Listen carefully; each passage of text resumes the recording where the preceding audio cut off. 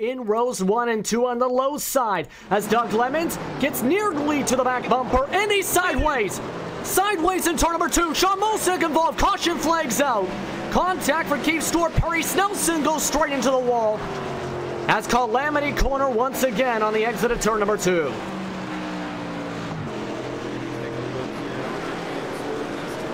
If you watch that live, the 70 of Doug Lemons goes into the corner and just breaks traction. I knew he went into that 1 and 2 really hard right there as he tried to get that run on the 41 of Sean Powell, and then she just spins around on her. The 15 of Sean Molsack involved with a heavy hit by the 7 of Keith Stewart, and then it's just all bad news after that one. Yeah, Lemons' engine is smoking now after that incident, it appears. With Perry Snelson, he was the most surprising one as he slammed into the wall because he almost avoided that. Then it looks like just as he got back on towards the gas, it just hooked left into him. By the time he tried to save it, he was going straight in the grass.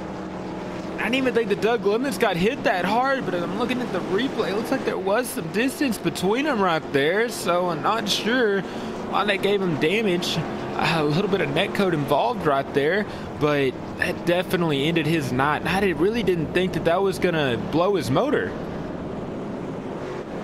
Yeah, an interesting turn of events. This is going to end off another strong driver's night. Doug Lemons is locked in on victories for the postseason, but a tough night for the number 70 machine. RaceSpot would like to apologize for any technical difficulties, meanwhile, for tonight's broadcast here for the Espeed Contender Series. If you're just tuning in, we're on lap 22 of action here from Gateway Motorsports Park for the Glove Box Racing 200. Scotty Reinshield and Sean Powell from Gen X Racing are leading the way 1-2 right now after being synced up on the restart. Brandon Holder, who was the fastest driver in warm-ups, is in P3 with Timmy Logwood Jr. and Tim Marlowe rounding out the top 5. So far, we have had multiple drivers end off their days. Brad Patterson among those, along with Doug Lemons, James Torrey, Gregory Thompson, Malik Ray, and Damian Blossmanger. As right now, everyone gets themselves sorted out. A few drivers did pit, but it's still a ways to go in this 140-lap race here at Gateway Motorsports Park. It is a tough break for some drivers right there. We've already had 3 separate incidents claiming many of the top guns here. Keith Stewart still on pit road, has some heavy damage to that front end. 70 of Doug Lemons, his night is done. Some very tough hitters. Scott Molsack and that 15 has damage as well. But the story tonight has been the 27 of Scotty Reinshield and the 41 of Sean Powell. Yeah, Scotty Reinshield right now been very quick on his restarts, has been quick along with the Gen X Racing truck of Sean Powell. Their teammate Mike Bruno, who had started around the middle of the field, is already had to deal with some repairs and is in P number 20 meanwhile. So those trucks are looking very strong in the early going. The question is, how would they be on the long run, as the longest run has been about 9-10 laps so far? Well, we're going to have to wait and find out. They'll get a long run in eventually. We've seen the same thing at New Hampshire. A lot of cautions to start the race, but then as the laps dwindle down, we've seen those long run, about a 70-lap run we've seen there at New Hampshire. So look for the same tonight. I don't know if we'll see the same amount of cautions because I think these drivers will get this track figured out here pretty quick tonight. Think so too at this point. It's just a matter again of getting into a rhythm, so to speak, as everyone continues to follow on the pace car, coming towards 1 to go, I believe, this time by, whereas you're following along with Scotty Reinshield and Sean Powell. So far, a total of 3 cautions have been waived tonight after a couple different incidents here in today's race. There's a lot of drivers that are needing strong runs, as we talked about a bit with the playoffs right now coming up in just a few races. Doc Stout coming off one at Canadian Tire Motorsport Park, looking to maybe position himself. Ryan Lange, James Hickson also needs strong ones. Perry Snelson was having one of his stronger runs of the season before smacking the wall. And right now, Tim Marlowe's doing what he needs to do, and he's 15th in the standings, 50 points ahead of the cut line, where he can get very close to clinching tonight as we're 1 to go. And Doc's out in that 62 early. Already has some early race damage on that front end of that machine. The 9 of Brad Neer had a penalty as well, a speeding penalty, started in the back. And the 32 of Brent Keith, he had a penalty as well, and then he's starting in the back of the pack. He's made his way up to the 12th position after being in 25th at one point in this race. Right now, Keith is in P12, Neer is in P14, so they're just outside the top 10 and looking to time it up well with the Gen X Racing trucks leading the way behind the pace car. They work their way once again through turns 3 and 4, about to come to lap 25 for the Gold Box Racing 200. Scotty Ryan shows the control truck as they get close up behind. Green flags out. We're back underway from Gateway Motorsports Park. As again, a good start from Ryan Shields and Powell as they got bunched up a bit behind. Look at that 5 of Brandon Holder and the 4 of Timmy Logwood Jr. having the run of his life, sitting in 4th position. And we already have a caution. Caution involves Brad Neer as the Perry Snelson bad luck show continues as he gets involved as well. Heavy damage to the 9 of Brad Neer. We're going to take a look at our Amsoil instant replay, watching the 9 of Brad Neer going into the corner. Seeing him right now, and it looks like he just hits it in really high and gets under that on top of the 48 and just spins it. And ooh, Perry Snelson took a hard hit into the side of the 9 of Brad Neer. Now you see the door-to-door contact. Let's look at Perry Snelson though. This will be his second incident of the night, and this one's fatal. Man, that's going to be his last incident of the night too, and that takes out the 85 of Paul Bliss as well. Yeah, Paul Bliss, it looks like, apparently involved in that as well. Remember, Paul Bliss got into some incidents before. He's now a lap down on the racetrack, and not what the low-line racing truck wants to see, that's for sure. End of longest line penalties now handed out to Brad Neer and John Verga after the caution flag. That 48 machine was John Verga. It looked like Brad Neer just got into that corner way too hot, and unfortunate set of circumstances we got going right there. But hey, look at Kerry Allen Stewart. We seen him win Daytona earlier this season, and look at him sitting in 8th position. The first 2 or 3 races he had some really good runs, and he's kind of fell back in the pack. Haven't talked about him a lot, but he's sitting in that top 10 pretty comfortably. Look at the 28 of Tim Marlowe in 5th, Timmy Logwood Jr. in 4th, Sean Ryan in 6th, Ryan Lange in 7th. So a bunch of guys that we usually don't talk about are sitting pretty good as we're on lap 27 tonight at Gateway. Yeah, and this is a great opportunity again for these guys to gain crucial points, and with the case of Kerry Allen Stewart, to gain crucial experience, as he is one of the many development drivers in for the second half of the season that are not eligible for the playoffs, remind you. They can still earn some points, but they are not eligible for Rookie of the Year or for the championship until next season. Allen Stewart leads that group right now as you follow along now to the back of Scotty Reinshield. Scotty Reinshield's been near dominant so far. Started on the pole, been able to control the tempo of the race up at the front, and as his teammate Sean Powell still behind him in 2nd spot. Yes, he's been getting some very good restarts off the line, but we're going to have to see how he handles these long runs when we get one here tonight. And this could be the long run that we've been waiting for. I'm really interested to see if this 41 of Sean Powell has anything for him, or the 5 of Brandon Holder. I think those 3 drivers, the Scotty Reinshield, Sean Powell, and Brandon Holder, are definitely the trucks to beat here tonight. But hey, you never know. We could see the 4 of Timmy Logwood Jr. or the 28 of Tim Marlowe pull out an upset tonight. We could potentially as well. We've seen some strong runs from a lot of them and much improved performances from Sean M. Ryan in recent races as well in the pitboxes.com truck as you look at both of them at the center of your screen in front of Ryan Lange. They're coming to 2 to go next time by. So let's recap right now the top 5 right now. Scotty Reinshield is in first along with Sean Powell, Brandon Holder, Timmy Logwood Jr., who's on the left side of your screen, is in front of Tim Marlowe for the top 5. Then you have Sean Ryan, Ryan Lange, Kerry Allen Stewart, Tyler Hayes, and Matt Kingsbury, who are inside the top 10. That is your top 10 so far here at the Gold Box Racing 200 as we head towards 1 to green this time by. 1 to green is right, and I'm ready to see what these drivers can do here tonight. See some pit strategy workout later in the race. Who's going to take 2, who's going to take 4 tires. And also for the viewers that missed it too, we were talking about shifting, downshifting into third. It can be critical. It can be the opportunity to gain you even 2/10 a lap faster than the other drivers of hitting those shifting points right, but also keeping that engine cool, putting the tape at the right amount. You don't want to blow that engine. You don't want to overheat it quickly. If so, you're going to be holding in the back of the pack waiting for a caution to come out. I agree with you on that as well. And with these cautions, a few drivers have taken advantage for pit stops that could add a wrench into it. That's about, give or take, 14th on back that at least come in at least once from the past couple quick cautions.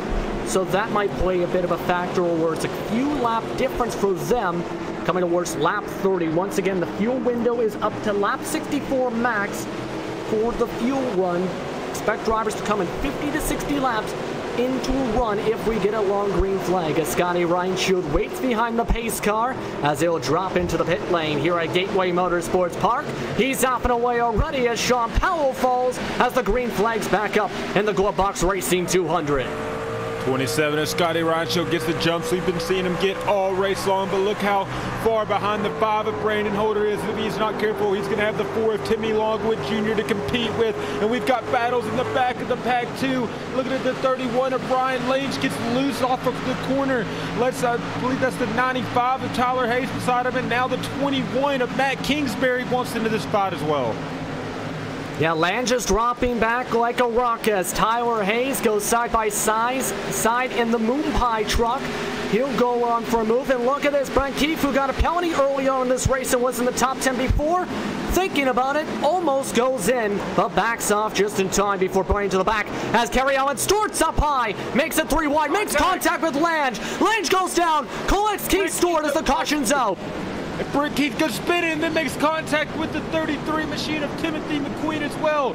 Multiple contact, multiple drivers in that wreck. And McQueen and Keith teammates getting involved in that, as you'll see on the AMSOIL instant replay.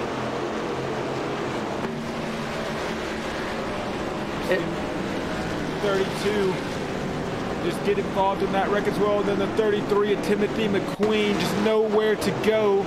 But that all started up there with the, I believe it was...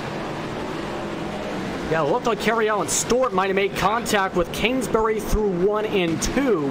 That led to all of that, as you see the result of the collision that pushed Allen Stewart up the track, gets into Lange, gets into Keith's right rear quarter panel, and ends up spinning him around straight into his teammate in McQueen and brings out the caution flag. So 4-5 trucks involved in this one as we're back under caution here at Gateway. 32 and 33 hit each other in both the wrong spots, hit each other both in the engine, so we're going to have to see how that affects them as well. Yeah, and for McQueen, this is now a couple different incidents for him as he'll have damage on the left front.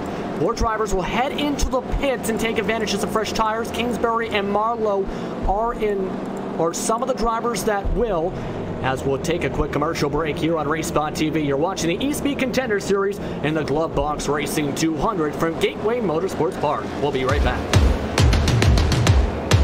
So what are you afraid of? Those feelings are made up. For anyone asking who is the best, we putting our hands up. 4 more kilometers. Oh, there we go! They caught! This time, like the last time, I'm moving so fast, I'm ready to ride. Wonky! Down to the inside, Hershey's off! Passenger throws the block, and he will keep him behind him. My time. None of you people can tell me to stop. Lower the lights down.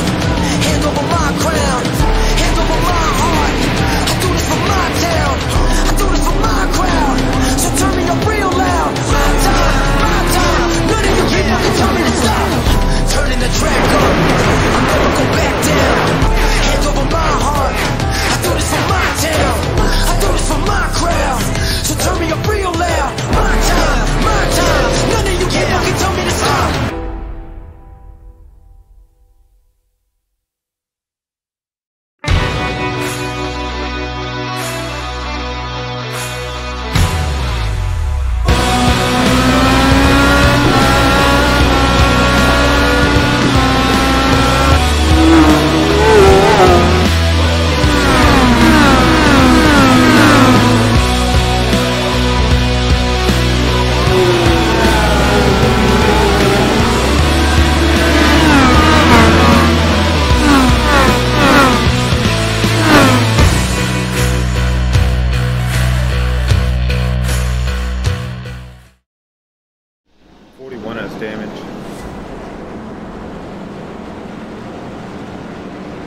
back, everyone, to RaceSpotTV's coverage of the Espeed Contender Series for this year's running of the Glovebox Racing 200 from Gateway Motorsports Park.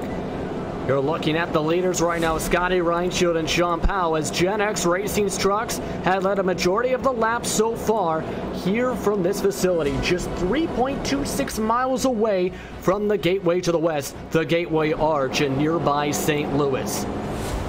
It has been a wild race so far, again under caution just a few moments ago, as let's focus on the 41, because you might see there right above the right front tire, he does have some damage on his truck here, Davis. He does. He has it's pretty light damage on that right front fender, but that will affect him. Not as much, since aerodynamics aren't as important on this track, but it'll definitely affect the handling of that machine, especially on the longer runs, and to just make it tank into the corner, meaning making it very, very tight and making it want to just shoot for that outside wall. We're going to have to see how that plays into effect here tonight. He's definitely had some contact with another driver or that outside wall. And you can see he's in P number 2 right now on the racetrack. Scotty Reinshield's up at the front, followed by Sean Powell. Brandon Holder's in P3 with Timmy Logwood Jr. in 4th. And Sean M. Ryan rounding out the top 5 with Tyler Hayes in the Moon Pie truck, looking to celebrate like a pie in the moon. Run for him in 6th. As the Gen X Racing trucks 1-2 again behind the pace car. Again, end of longest line penalties for Matt Kingsbury and Kerry Allen Stewart after the previous caution flag, as they'll come to the green flag here out of turn number 4. Reinshield will hold them up on the exit of 4. Off and away go the Gen X trucks as we're back under green once again from Gateway Motorsports Park. Green flag is out. As you see the 27 of Scotty Reinshield taking the lead in front of the 41 of Sean Powell. You've got a battle for 4th place. That's the 4 of Timmy Longwood Jr. along with the 04 of Sean Ryan, as they still go side by side as they're halfway down the backstretch. And still battling a little bit there as the teammates are in P4 and 5 for the American Motorsports truck. Yes, they continue to sort themselves up. Tyler Hayes is pushed up the track as Marshall Berry tries to join their teammates up in front of him. As you see, as they come down the front stretch, already spacing themselves out away from another one of their teammates, Brandon Holder, as we follow along with Marshall Berry in the American Motorsports 05 machine, using a lower line here to try and get a run down the backstretch.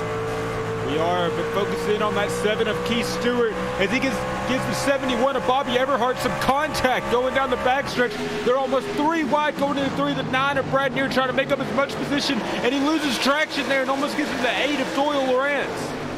And Stewart, along with Brad Neer, trying to recover from incidents. As Stewart taps the wall on the exit, he'll go side by side with Bobby Everhart as Brad Neer looks towards the inside. Will he make a move? No, he does not. As Stewart makes contact with Everhart. Stewart goes in the wall. Around go Lawrence and Neer as we stay green, but both of them hit the wall on the outside at turns 1 and 2.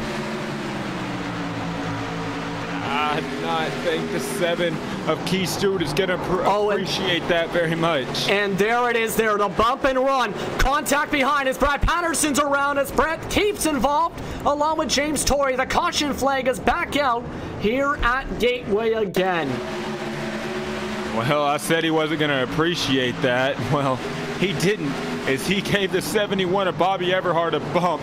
And it actually kicked him out of the race for too many incidents. And that's going to black flag him and put him out of the race. But it didn't affect the 71 of Bobby Everhart. He kept on trucking.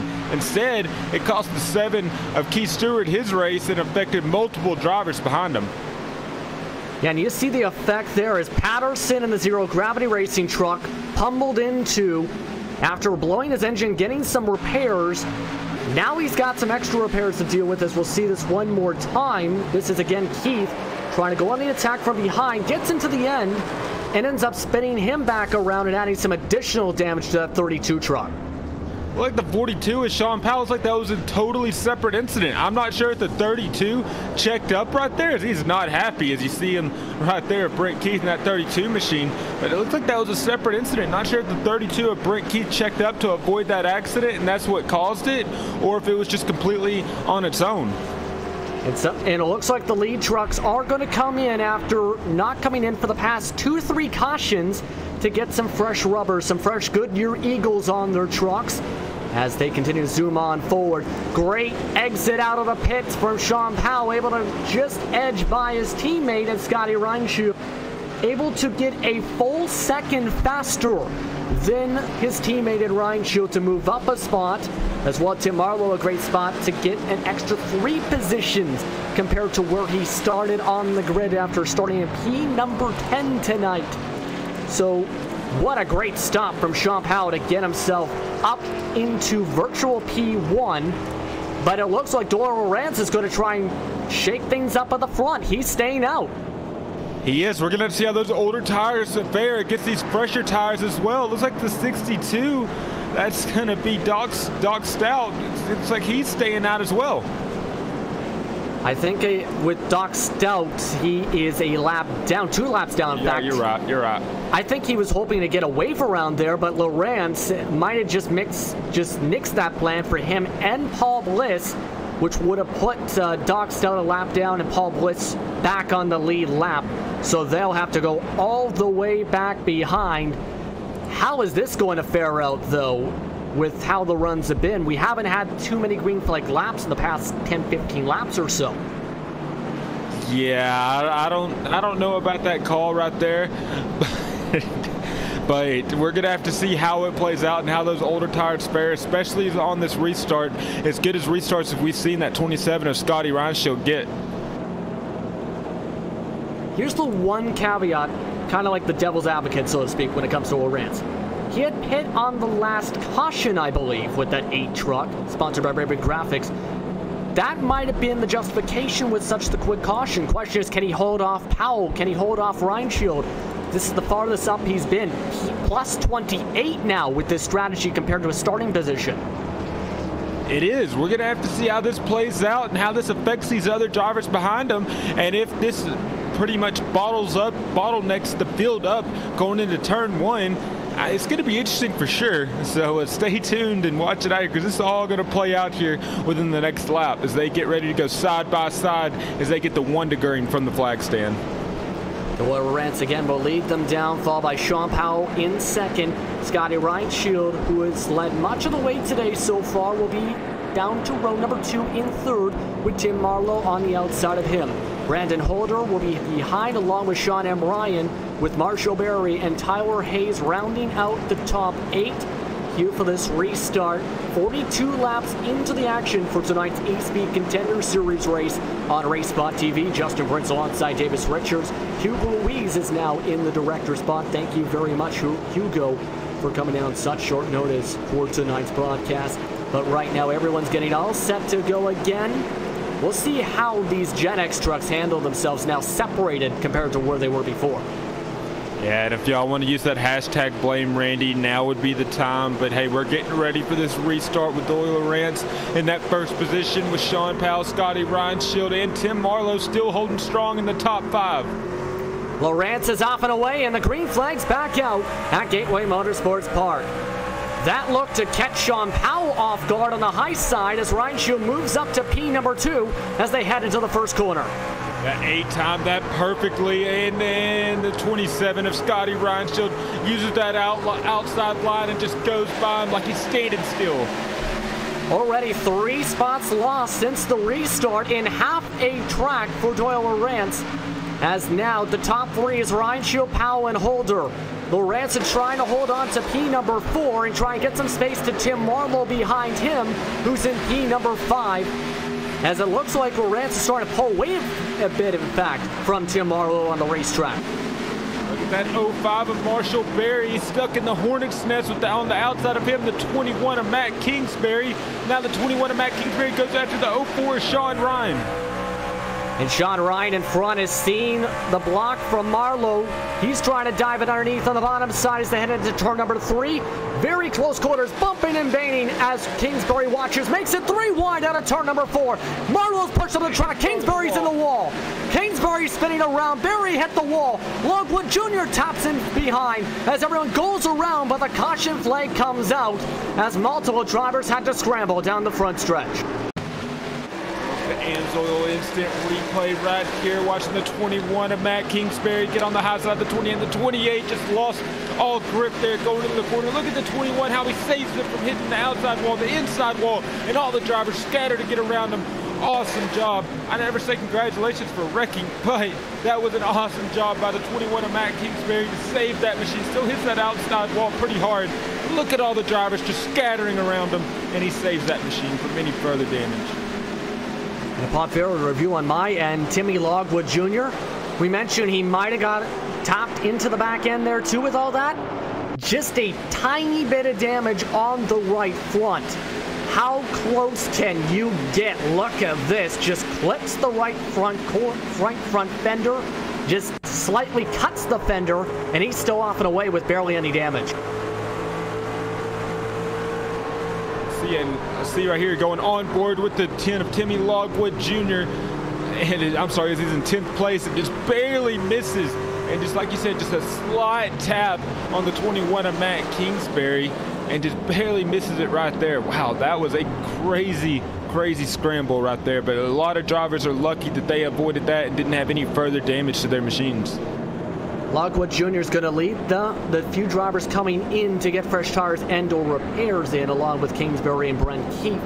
As you can see, now the top three again is going to be the Gen X Trucks 1-2, and then Brandon Holder, who's been a strong truck in P3. But the strategy worked out for Doyle Lorenz. He still held on to P4 and was pulling away from P number 5, it looked like. Yeah, but the biggest things that are going to hurt him are these restarts. So now that he doesn't have that extra jump and able to control that restart, we're going to see how he fares. Because he was definitely pulling away from him, but we're going to have to see how he fares with these other drivers and to see if he can capitalize on this restart or if he's going to fall back in the pack. Paul Bliss is the lucky dog now. Back onto the lead lap he'll go. That puts 22 trucks on the lead lap as Brent Keefe. As you can see, Paul Bliss in the Area 51 racing truck coming around the racetrack. And he's had a bit of a rough day. Needed a strong day today to be able to gain some points. The good thing for him, the next driver behind him in the standings who needed a strong day as well, Doc Stout, is still 2 laps down. He is, but there's enough time for that 62 of Doc Stout to get those laps back. There is still. We're just reaching lap 48 under caution here at 140 laps now. But at this point, with how the race is flowing, what do you think is going through the minds of some of these drivers for their strategy? And what some of their spotters in some cases for some teams might be trying to tell them to think about for the rest of this race? Well, I think they're just hoping to get through this race without any damage and just keep kicking the laps down. We've seen a bunch of cautions up here in the beginning, but I don't think we have to worry about strategy too much if we keep getting these cautions. But eventually these drivers will settle down and we'll get that long green flag run. Perry Snelson is now officially behind the garage after going 22 laps down with repairs he is done for the day. So far, the drivers behind the garage area are James Hickson, Keith Stewart, Doug Lemons, Perry Snelson, Gregory Thompson, Lloyd Gray, and Damian Plossmesser, as you now follow along with Marshall Berry in P number 8. For Berry, he started off in 24th, and he's also been having a strong day from the back of the field, coming up with Tyler Hayes with Everett F. Lane from the low to mid-20s to get into the top 10 based on speed and luck. They have, and they've been able to avoid the wrecks we've had here tonight. But watch that 32 of Brent Keefe. Again, he's going to be starting in the back of the pack. Going to be starting in around the 22nd, 21st position here. But can he make his way back up through the field? Gotten some contact with that last caution. Watch the 21 of Matt Kingsbury. He has a very fast truck. As you've seen him pushing the issue there, 3 wide, almost making it stick. Brought out that last caution as well with the 56 of Kerry Allen Stewart. But there's some heavy hitters still in this field at the back of the pack. And it's going to be interesting watching and seeing how they are able to work down the laps and how they're able to, if they're able to get some of that damage fixed and contend for the win. Yeah, both of them making another pit stop to get some repairs as the lead cars are in turns 1 and 2 with 1 to go. That's going to be the question. Can they get the damage repaired? Do they have engine damage that lowers the amount of RPMs that they'll have for speed-wise? There's a lot of question marks that have to be answered here to see if they can continue to try and finish off a strong, on a strong foot, I should really say. Scotty Reinshield will be the control truck, followed by Sean Powell, Brandon Holder with Doyle Rance behind in your top 4, as they now bunch up behind the pace car through turns 3 and 4. We're about to get back underway for the Glove Box Racing 200 from Gateway Motorsports Park. Pace car is off. Reinshield holds them up, and he's off and away in the restart. So we're back underway from Gateway. And that 41 of Sean Powell is learning those restarts by the 27 machine. He's able to get right up to his back bumper as they head into turn 1 and 2. Side by side as Lawrence for P number 4, trying to hold on to Sean M. Ryan, as Tim Marlowe able to get to the high side, will move himself up into the top 5 thanks to the proper positioning. Can he hold on though into 3 and 4 as Ryan tries to dive it in? Marlowe gives space, but Marlowe gets in the gas quicker to be able to keep it single file on the exit. And that 8 machine of Doyle Rance is still holding it strong in that 4th position. But don't look now, as that 28 of Tim Marlowe holding steady in that top 5, and the 04 of Sean Ryan. But go back here to the 9 of Brad Neer battling the 24 to Everett F. Lane. We know that 9 of Brad Neer has speed, but how much damage does he have on that machine? How would it impact him if you see him let off the gas right there and give the spot away to the 24? And now he's going to have the 05 of Marshall Berry to deal with. But look at the entry speed he gets, but he loses it all on the exit. Able to get himself back into the spot for now, but watch this. Near spinning. He smacks the wall. Caution flag comes out.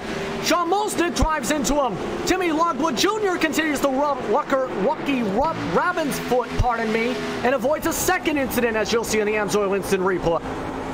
He just goes into that corner hard, and he gets back to the throttle. And once he gets back to that throttle, that rear traction just loses all traction in the rear, spins it around, hits the inside wall. Then the 15 of Sean Molsack gets involved. And who was that driver behind him? Was that Kerry Allen Stewart? That looked like Timmy Logwood Jr. that just missed it there on top of that. Sean Molsnick is going to have additional damage. You'll see how he gets involved, but look at Logwood Jr. Just slight damage again to the side of the truck, this time avoiding it.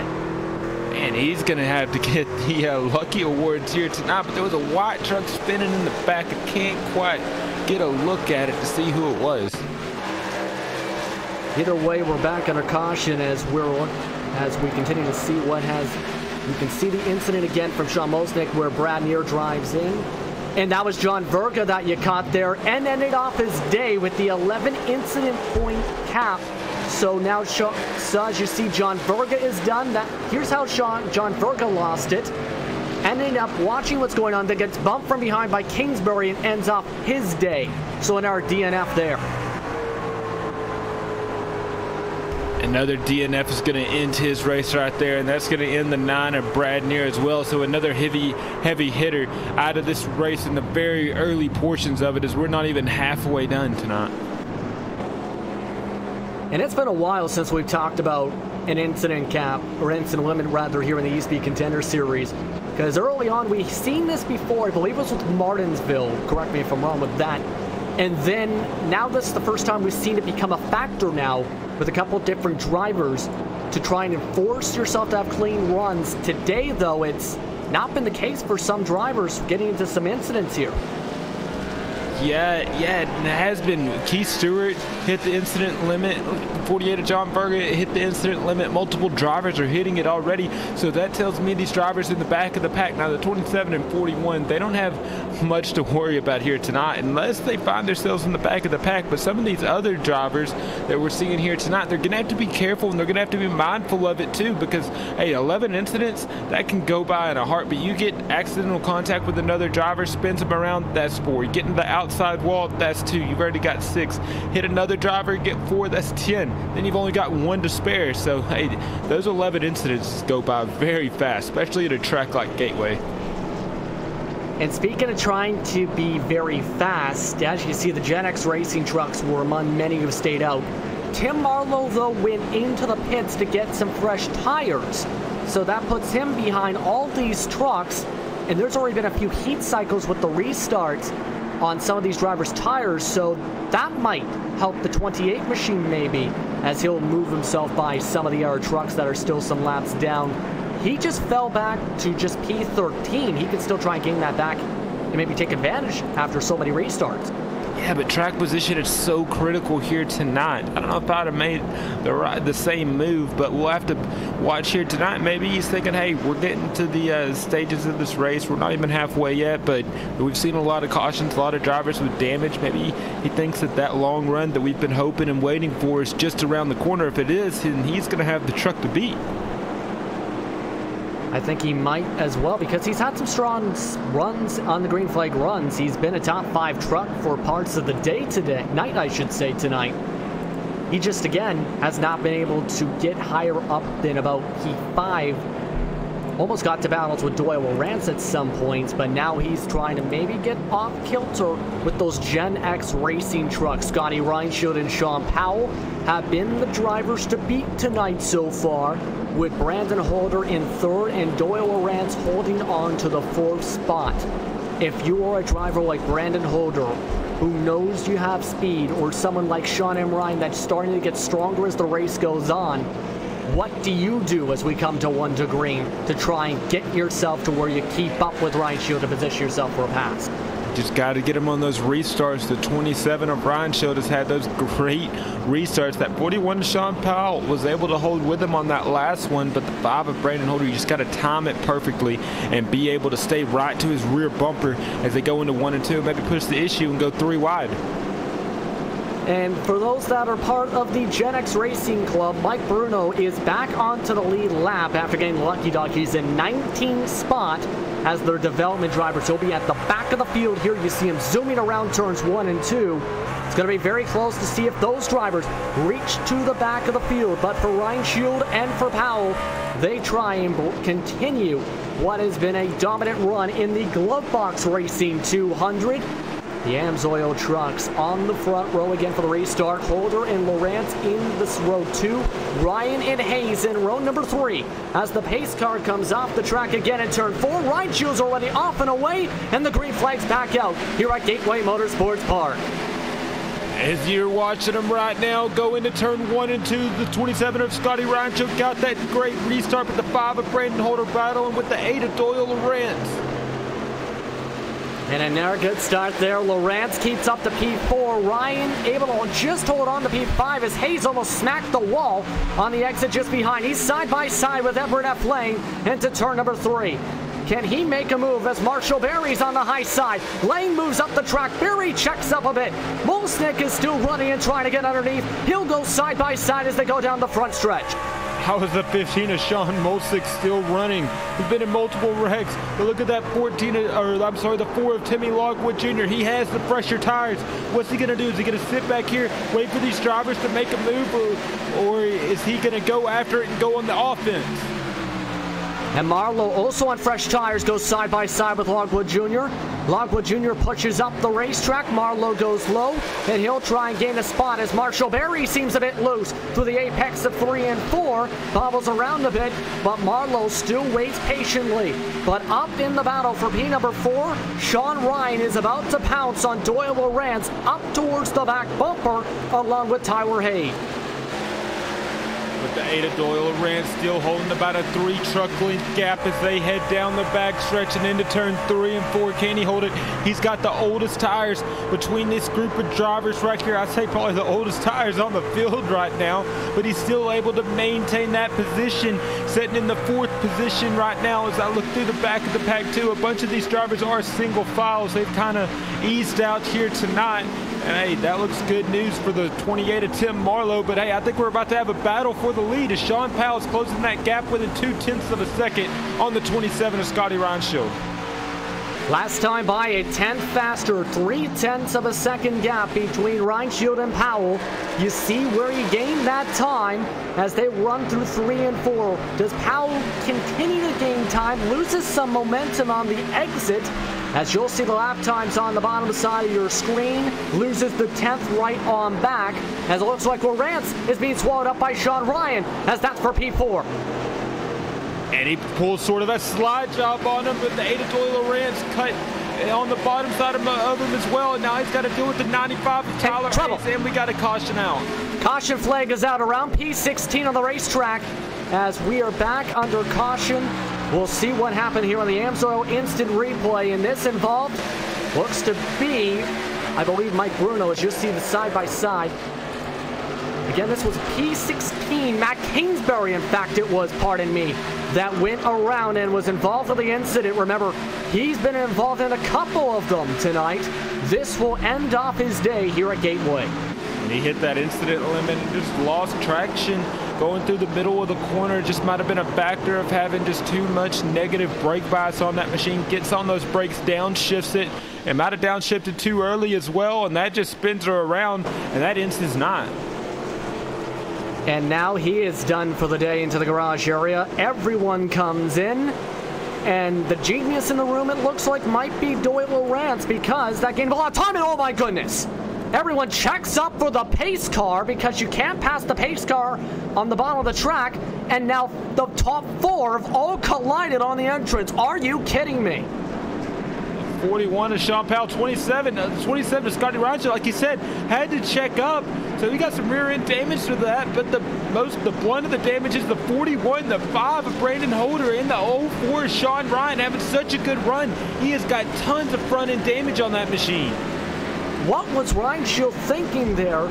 I understand you're on the bottom of the racetrack and you might get in front of the pace car, but that abrupt checkup gives a lot of damage again to the top four. His teammate Sean Powell's nose is really crimpled up now, and that might affect his truck. Reinschel's off and away. Sean Powell's going to stay and get repairs as that moves Lowrance to P2 and Hayes up to P3. So an interesting sequence of events now in the Glove Box Racing 200. And I could almost guarantee you what happened right there is the 27 machine. I guarantee he's got a spotter in his ear telling him, hey, don't pass the pace car, don't pass the pace car. And then all of a sudden he thinks, oh, crap, can't pass the pace car. So he gets on those brakes, not thinking about the drivers behind him. And it just ends up having an accordion effect on it.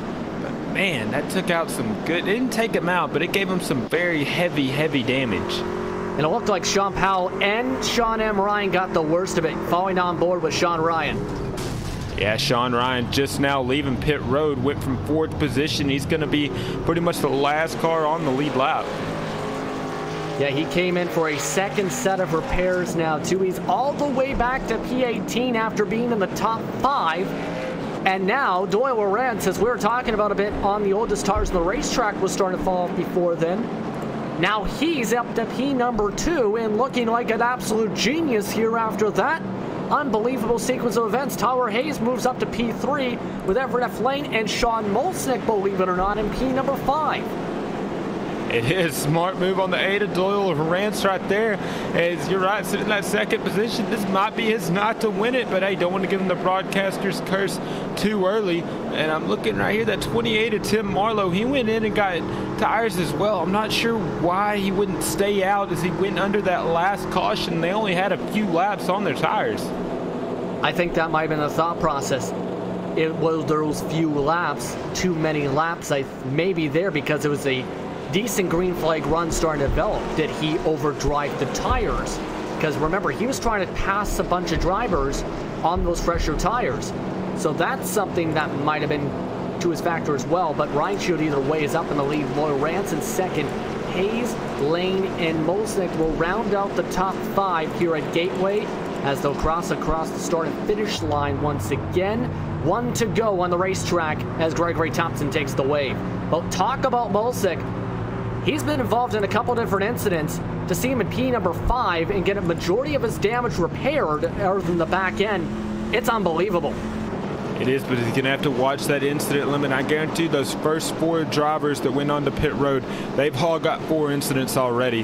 They're telling how many they had before that. So like I said, you've only got 11, and Sean Molsnick been involved in multiple accidents here tonight. He's got to be right on the cusp of it. And I've raced in these races where you have an incident limit, and you have to be so careful, especially when you're that close to being to the limit of just driving that machine and just praying that no one hits you, because sometimes it's not even of your own controlling. Someone gets into you, that gives you 4 incidences right there.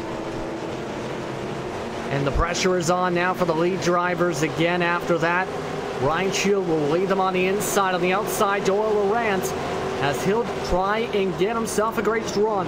The strongest run, of the season for Doyle Lawrence so far, as Ryan Shields off and away. The green flag's out once again for the Glove Box Racing 200. As Ryan Shields off to a 3-truck length gap, but side by side is Hayes and Lane into turn number 1. 24 to Everett F. Lane. We see some custom speed out of him over the last few seasons as he's riding in that top 5 position right there on the high side of the 15 of Sean Mulsack. Now he sets aside on the 95 of Tyler Hayes. But look at the 8 of Doyle Lawrence. Pulls up a 3-4 truck length advantage over the 3rd position of Tyler Hayes. Hayes able to just hang on. Lane's moving up the track with Mulsack coming up on the bottom side. He'll move up into P4 if he can make it stick on the entrance of turn 1. Tim Marlowe looking to fall underneath as Marlowe backs off. Mulsack makes the pass, but can he get clear? No, he can't, as Lane stays on the right rear quarter panel and takes that high side momentum to keep the spot. With it being so close to that incident limit, he's got to be sweating right now. He's like, please don't mess up. Please don't mess up. But that 28 of Tim Marlowe goes to the low side of the 15. Can't quite make it stick. Just up just a tad. Has to get out of the gas. And that 15 of Sean Mulsack takes the advantage. About a 3-4 truck length advantage going into turns 1 and 2. Marlowe backs off now a few truck lengths as they enter the corner once again. Everyone following about the same line, some of them using a higher line to try and keep a defensive spot. Using that higher line we talked about a bit before. Here's Lane, though, getting the run down the back stretch, using the draft and momentum as Hayes has that back end damage for the splitter. They're side by side through 3 and 4 as they'll go side by side again, it looks like, heading towards the front stretch, towards turn 1 and 2, pardon me. And while they're doing that, that 8 of Doyle Lawrence is loving every single second of it. That 24 of Everett F. Lane checks up, but he gets the momentum coming off the corner. Now the 95 of Tyler Hayes is still battling strong. We've seen him have a fast truck as well from time to time, but just hasn't been able to put those complete races together that he needs so badly here. And they're still battling going throughout the corner. Hayes in 1 and 2 got tight and pushed up the track, trying to defend again to Sean Mulsack as they go side by side again towards lap number 70 here at Gateway Motorsports Park. Can Hayes defend again on the high side as he uses a huge move in the apex, but that pushes him up and will lose him a spot as Tim Marlowe now will enter the revolving door to try and move up to P6. 95 Tyler Hayes tried to dive in the corner, didn't quite work out the way he planned, but that 28 of Tim Marlowe still battling strong. Had that little strategy call earlier, but now look at him back in almost into the top 5 as he gets past the 95 of Tyler Hayes as they pass the line, and that's going to be 71 laps down as they're halfway to go under this race here tonight at Gateway. Halfway through the Glove Box Racing 200 here on RaceSpotTV. Justin Prince alongside Davis Richards. Here is the battle for second. Heats up in front of them. Doyle Lawrence on the high side. Everett F. Lane gets the run on the low side. He'll dive it into turn number 3. And can he make it stick side by side? Yes, he can. Everett F. Lane moves up to P number 2. Doyle Lawrence has got some strategy back there as he just let that 24 machine go. And I've watched the 24 machine in the past. He's very strong on those short runs, but he lacks that long run speed. So can he maintain his tires? Can he get into a groove? Can he get into a rhythm and chase down that 27 of Scotty Reinschild? Reinschild has got over a 2.6 second lead. Sean Mulsack, meanwhile, gets the run on the low side again. And he's now side by side with Lawrence. So Lawrence forced up high. Mulsack tries to squeeze him a bit on the lower side as they go again side by side. Tim Marlowe watches right behind them at the corner of your screen as Lawrence tries to squeeze Mulsack down on the entrance of the corner, but pushes up. And this could lose him the spot here for turn number 3 as long as Mulsack could outbrake him. Let's see what he does here. Lawrence, in fact, is going to fight back. Able to keep it side by side. Great defensive driving, but the question is how long can he stick? I don't know. That 15 of Sean Mulsack using everything that truck's got. Look, that 28 of Tim Marlowe just lurking in the background. Just watching these drivers. Gets off the gas really early going into the corner, saving those tires. I think we're about to see this long run that we've been hoping for. And that 8 goes high and almost scrapes the wall, and he's going to lose 2 positions. That 28 of Tim Marlowe goes on the low side. He pushed up the racetrack, almost smacked the wall at a turn 2, and that cost him 2 spots. Lawrence will try and defend, but again, he continues to fall on back. As you continue to see the action up on your screen, Everett F. Lane, meanwhile, is pulled away from all that battling since then to be able to get about 6-7 truck lengths up ahead as you see the gap through turn number 2. But now the question is, can Lane keep up with Scotty Reinshield? The gap is 3.14 seconds from P2 to P1, as you see there. Lane in turn 3, Reinshield out of turn 4. Well, we've seen Scotty Reinshield. We know he's got the short run speed, but does he have the long run speed? We're going to find out right here. Everett F. Lane falling off the pace.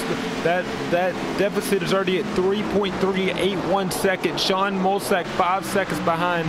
The 28 of Tim Marlowe is catching that 15 pretty quickly here, and he's going to try to set up that pass, try to pull some strategy, see what he can do. He gets right to the back bumper of the 15, lets off the gas early, lets her roll through the corner, downshifts in it, then gets that exit speed and that exit jump on the 15 machine. It's going to take him a couple laps, but look for him to make his move here pretty soon. He continues to try and get that spot, try and get things together. Let's quickly talk about, though, the possible strategy, because we had a restart with over 70 laps to go, more than 70 laps to go, as you see Everhart and Torrey trying to straight spots. Contact 95 of Tyler Hayes, hits the outside wall and goes low, avoids any other contact with any other driver. Close call for the 4 of Timmy Logwood Jr. and the 41 of Sean Powell. Here's your AMSOIL instant replay. AMSOIL with the first in synthetics, as huge hit to the outside wall. Hayes runs to the grass, keeps the truck going, as he now has some damage, able to keep the spot to Brent Keith meanwhile. But this is what we were starting to see a bit from him. A tight race truck for him on the exit of turn 2 especially. That was hurting Hayes. It was, and you could just hear the tires screaming on these trucks, just asking for forgiveness as they are using every single bit of them. But we've got a battle back here with the 31 of Ryan Lange. That's going to be the 71 of Bobby Everhart, and the other drivers, like the number 2 with James Torrey. If they've got a bit of cluster and a mess here, so they're going to try to sort it out as they come through turn 4. Gregory Thompson not for position. He's in 25th spot, adding pressure, though, to these drivers. As for Gregory Thompson, he's 31 laps down after getting involved in an early incident. Still trying to get the spot is Everhart along with Lange. James Torrey still falling back meanwhile towards Doc Stout, who is also not for position. As you see this continuing to intensify. Gregory Thompson will just go underneath Bobby Everhart, and it looks like they're going to let him on go, I believe, after Thompson had to get a bunch of repairs done. So that'll break up that battle for P number 11. And that 8 of Doyle Lawrence still losing spots as the 41 of Sean Powell had that pit road contact earlier, was in the 2nd position, but now he fights his way back into the top 5. But the 8 of Doyle Lawrence still losing positions as he goes into the clutches of the number 4 machine of Timmy Logwood Jr. But look at that 41 of Sean Powell. He's going as he sets his sights on the 28 of Tim Marlowe. He's got a fast truck. Was able to get that damage fixed, but what can he do? Does he have anything for that leader, Scotty Reinshield? But he's going to have some work to do to get back up to him. Let me answer that with what Sean Powell just did. He just turned the fastest lap on the racetrack, a 33.169, faster than his teammate and Scotty Reinshield behind, as he's catching up and quick to Marlowe. 0.2, 0.3 quicker in the past 3 laps as they head towards lap 81. Sean Powell's coming. He's coming in a hurry. Powell's just going to work out here. How fast are those tires going to go away from him? He goes down into the corner in, goes in low, then comes up high, going to that outside wall. Now we've got a battle for the 3rd position of Sean Mulsack and the 28 of Tim Marlowe, and Sean Powell is going to love this once they get side by side. Marlowe gets underneath Mulsack. Side by side out of turn number 4. Sean Powell waits for the opportunity as he'll go up to the high side. Marlowe unable to keep it side by side, though, with that outside momentum. Here comes Timothy McQueen, though, that they might be able to use as a pick, as Mulsack goes up the track. McQueen goes to the high side. Contact with Marlowe and Mulsack as Marlowe goes sliding towards the grass, able to save it as Mulsack keeps the spot, but that opens the door for Sean Powell in the 41 truck as he'll make the charge on the high side and try and get the spot from Marlowe. 41 to Sean Powell, almost timed that perfectly. It was able to pass the 28 attempt. Marlowe the card on the inside. Powell still trying to position himself. Outbreaks him by about 10-20 feet into turn number 1. Pushes up on the apex, but gets that run on the high side to move him up another spot. So Sean Powell will move up to P number 4 on the leaderboard and catching up quick to Sean Mulsack as Powell continues to turn the fastest laps on the racetrack.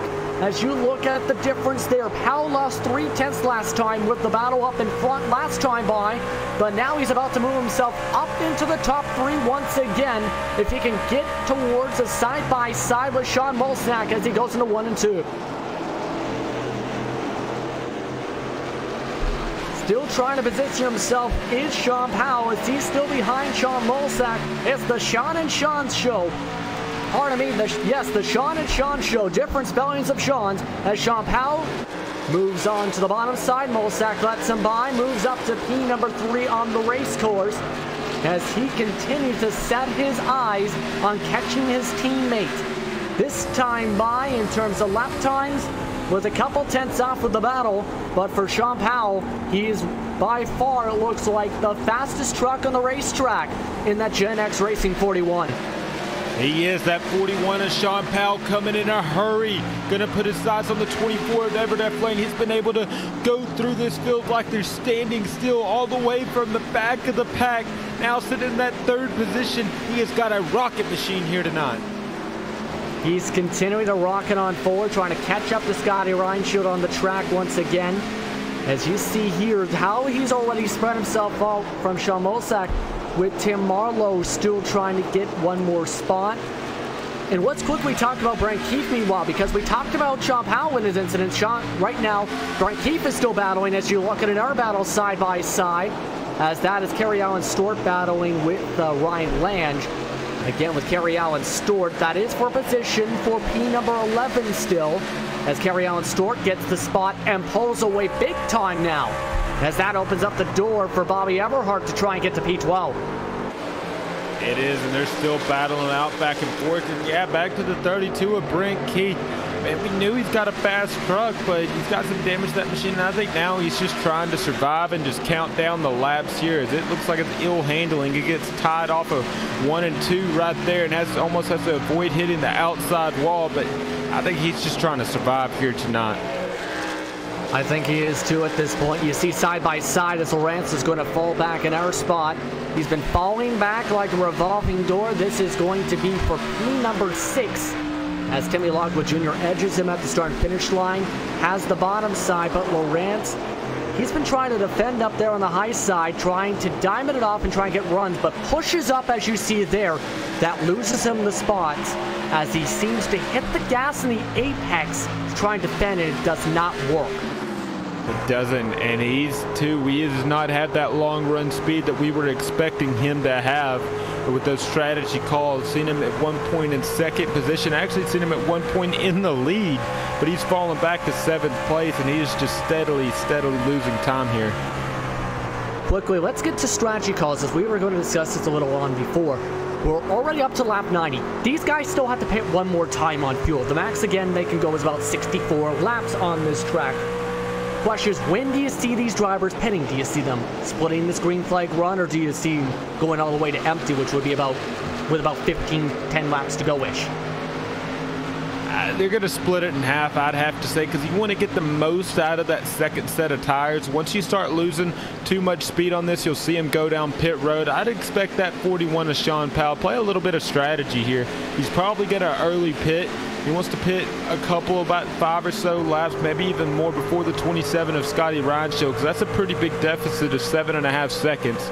But he did just run a 33.52 as Scotty ran a 33.58. So Sean Powell's definitely faster, so he's definitely keeping up there. But once those lap times take a turn for the worse, look for him to go down pit road. Seen Brent Keefe moving up to P7 to get back into that spot after starting today in P8. So he's now by Doyle Rance. But to get back to Sean Powell and how he's gaining up, that was again a difference of about almost 10 car lengths, a full turn just about with Sean Powell. He's now been able to close that up to 0.4 of a second because of his pace. Time and time again, a 10th faster than his own teammate, who is still leading up down the fronts at the end of the front stretch. This race isn't over by a long shot. This 41 of Sean Powell is making it interesting, but I say that he just ran a 33.7 as Scotty ran a 33.5. So these drivers are having to mitigate through lap traffic, pull their lines, and it's all about how you hit that lap traffic. You hit them in the middle of the corner, the front of the exit. It's all about hitting in that perfect spot and hoping that they get out of your way. I was just about to ask about that. As you see in front of them, that's Mike Bruno. In terms of this, if you have a teammate, for example, behind you with, for example, Sean Powell, as you see them both moving on, does that make it a bit easier, so to speak, with lap traffic, knowing that you have a friend, so to speak, up in front of you that will let you on by, rather than, say, a rival where that could hold you up a slight touch before they let you on by?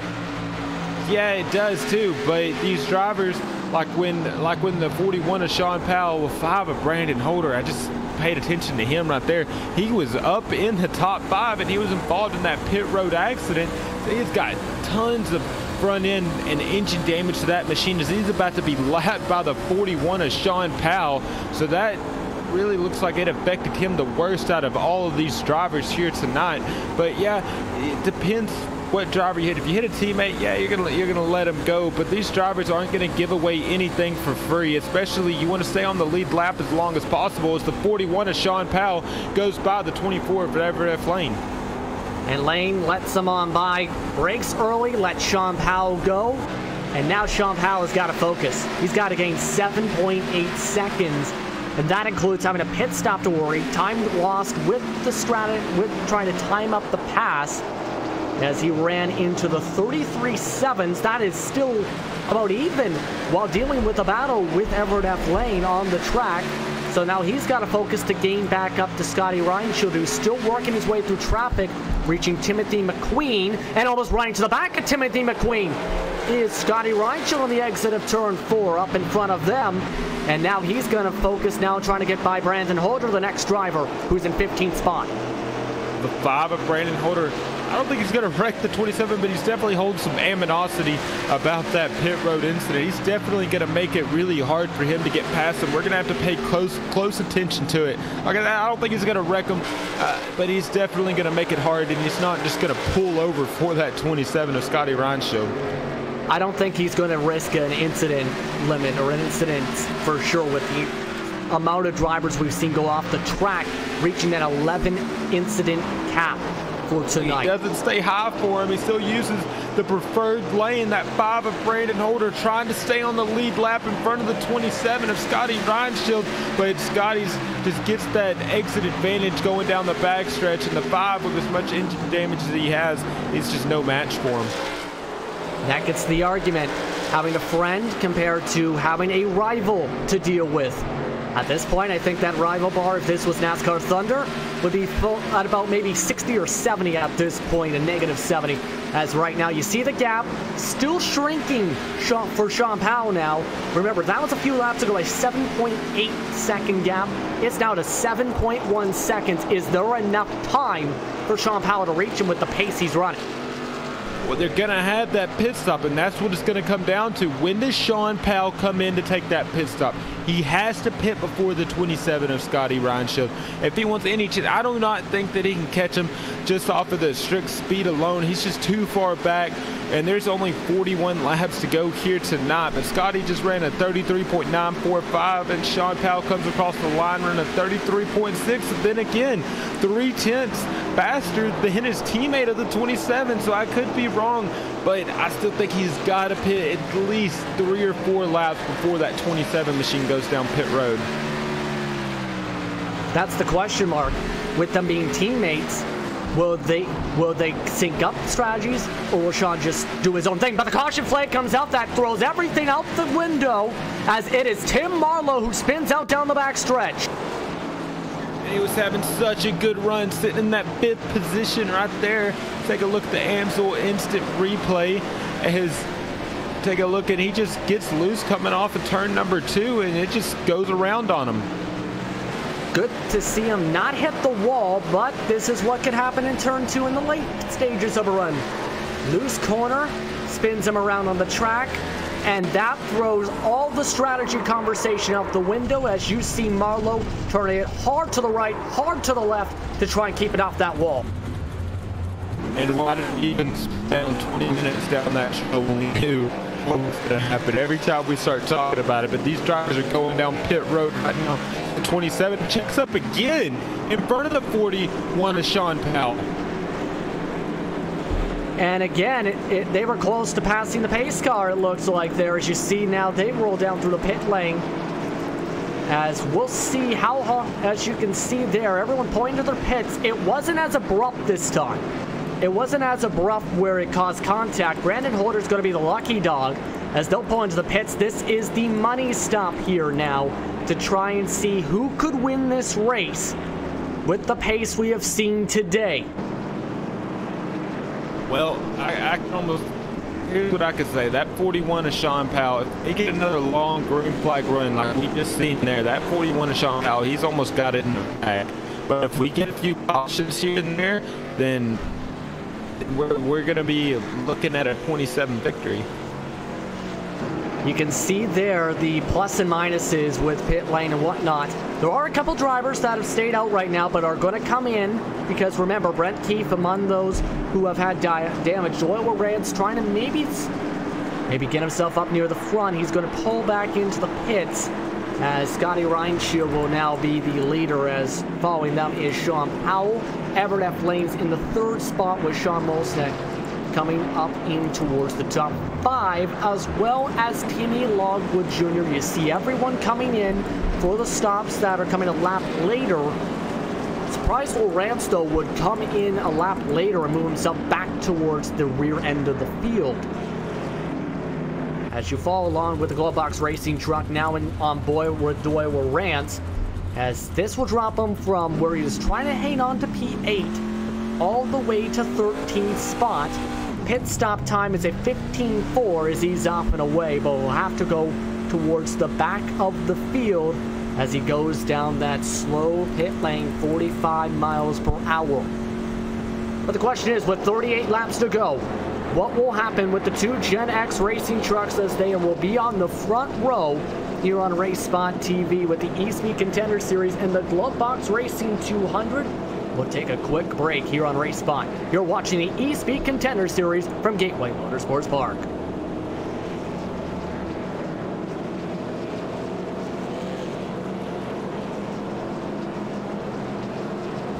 So, you want to race in NASCAR. The road starts here. Introducing the eNASCAR Ignite Series powered by iRacing. This is the gateway for all aspiring 13 to 16-year-olds. Starting June 20th, ignite your dreams of one day racing in the top tiers of NASCAR.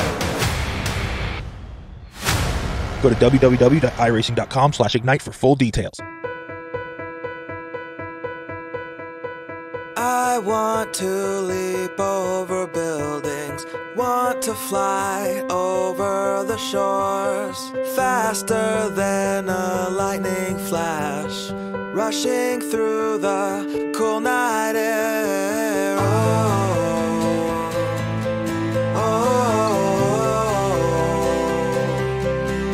So start ignition, count to 0. I just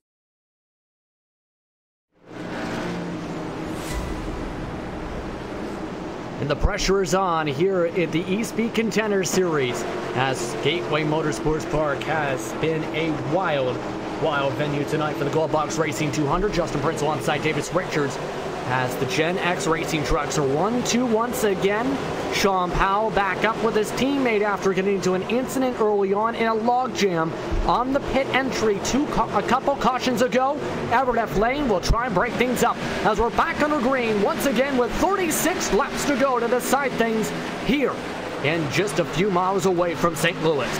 The 27 of Scotty Reinshield cuts in front of the 41 of Sean Powell. The 41 of Sean Powell right on his rear bumper, checks up just a bit. The 27 got about a 2-truck length advantage, and now the Sean Powell's going to have to deal with the 15 of Sean Mulsack.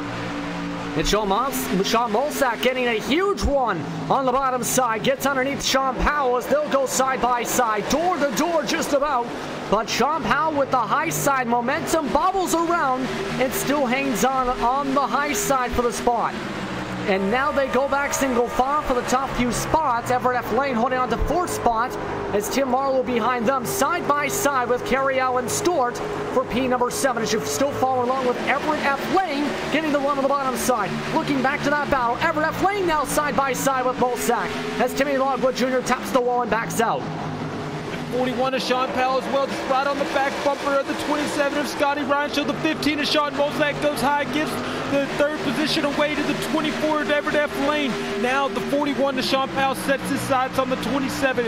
About a 2-truck length advantage for the 27 machine. Can he get to him? Does he have enough time? 6/100ths of a second was the difference last time. A 32-2 club, only drivers to do so as they had a 4/10 advantage as Powell tries to gain up on his teammate.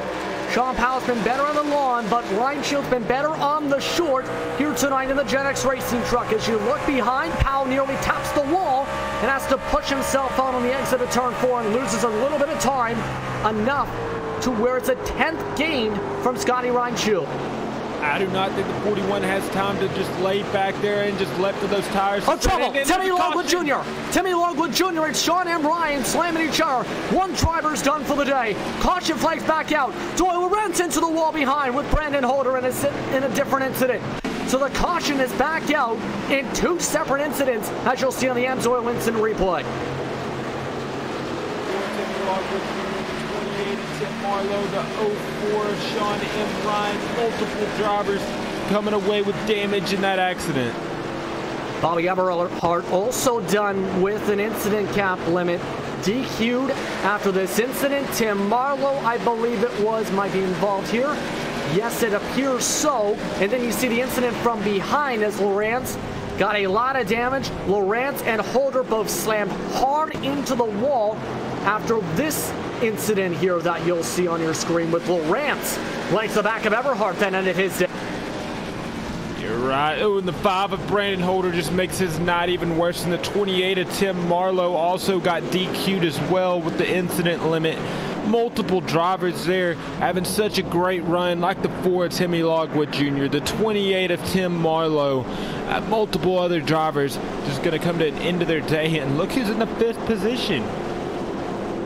Yeah, that is the newcomer, part of the development driver program for Area 51 Racing. First win his first start back at Daytona with the AMSOIL Firecracker 250. He's up to P number 5 after getting some trouble early on in the race. So he's been able to recover very well.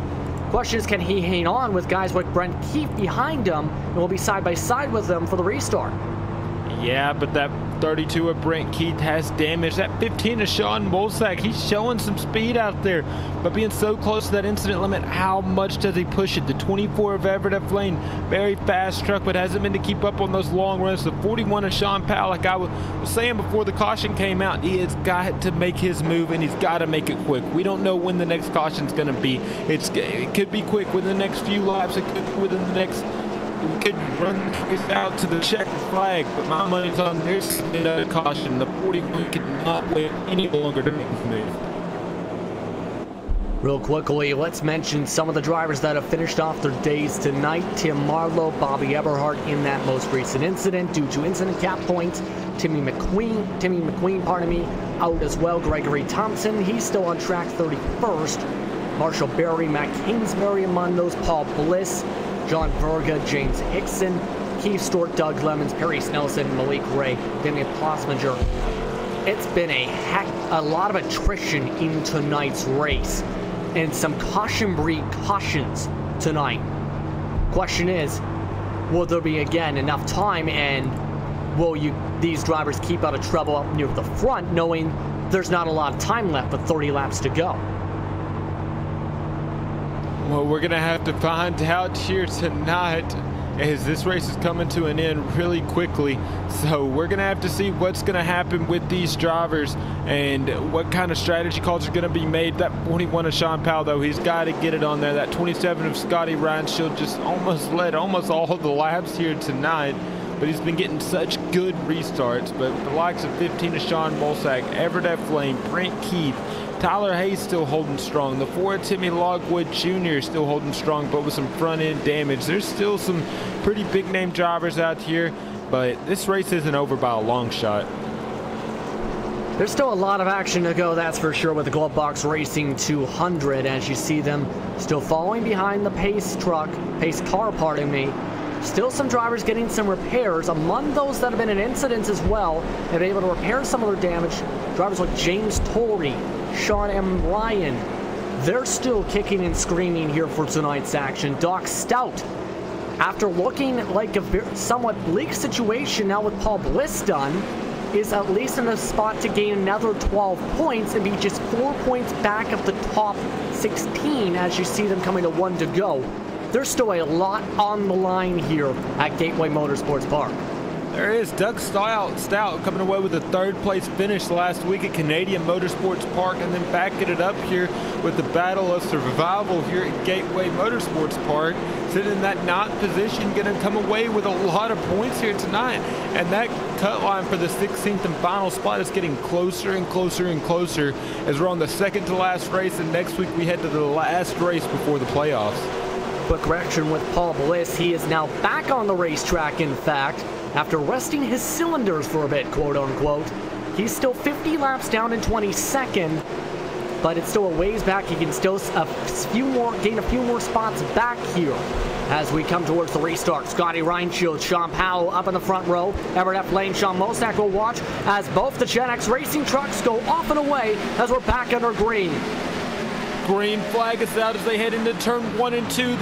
The 27 of Scotty Reinshield takes the lead, but the 41 of Sean Powell right on his back bumper. But watch the 15 of Sean Mulsack. Gets the run on the 24 on the high side of Everett F. Lane. Can he make that pass happen? He's going to be able to clear him as they're halfway down the backstretch. Mulsack almost clipped the wall, it appears, as he's able to keep to P number 3, but that loses him a lot of time to the top 2 up in front. Sean Mulsack is still defending on the bottom side. Diamonds on the exit as Everett F. Lane tries to make a move. Brent Keith able to get into the top 5 just behind them meanwhile, as you see them at the back end of the screen. Now you can see the battle heating up for the top 2 as Sean Powell is on the doorstep to his teammate and Scotty Reinshield. He has about a truck length separation between the 2 drivers heading into turn 3 and 4. The 41 of Sean Powell following in his footsteps. The last thing he needs is a caution, and the 15 of Sean Mulsack too goes way high and gives up that position to the 24 of Everett F. Lane. Pushes up the racetrack. James Torrey goes in the pits, as you've seen there on the edge of your screen. But the battle heating up behind them now as Kerry Allen Stewart was side by side for a moment, trying to get P number 5 back. And look who's behind them as well. Tyler Hayes trying to get back up. Huge ball though from Kerry Allen Stewart. It's these drivers still battling it out back and forth here as we've entered the late stages of this race at Gateway. But we'll go back to the lead with the 27 of Scotty Reinshield and the 41 of Sean Powell. The 41 of Sean Powell about a truck length behind him, heading down the front stretch into turn 1 and 2. What does the 41 do? He backs the corner up. Now he's going to try to get that late exit. He's saving those tires about a half a truck length off that bottom side. In the leader right there as they head back down into 3 and 4. Powell's just waiting here, and Scotty Reinshield disappeared off the racetrack. Scotty Reinshield has just disappeared from the lead. Are you kidding me? So something technical just happening to Scotty Reinshield in the lead. He's back on the racetrack, but he's fallen back to P2 because of it. Still having the technical issue as Sean Powell on the bottom side is in the lead. Now Reinshield's back on the front. He's back here. Here's back in front of it. They're side by side. Side by side, as now it looks like Sean Powell's trying to figure out where his teammate is. He's up into the lead at least for now. Scotty Reinshield will just let Powell go on by with the technical issue, as now Everett F. Lane gets towards this battle now after all of this. Sean Powell is up in the lead here with just 23 laps to go in the Glove Box Racing 200. That is the weirdest pass for the lead I think I've ever seen. And it looks like race control informing Scotty Reinshield to pull to the side as Everett F. Lane will try and move to P2. Battle intensifying for P6, or was, until Hayes might have scraped the wall on the exit of turn number 2. Scotty Reinshield will head into the pits, so a strong run for the 27 machine might be done here as he is now having to deal with issues, but he is not going to possibly contend for this win now. That puts his teammate Sean Powell up in front as the battles still form up in front for P5 on forward. Oh, but didn't we see this happen a couple weeks ago too, Justin?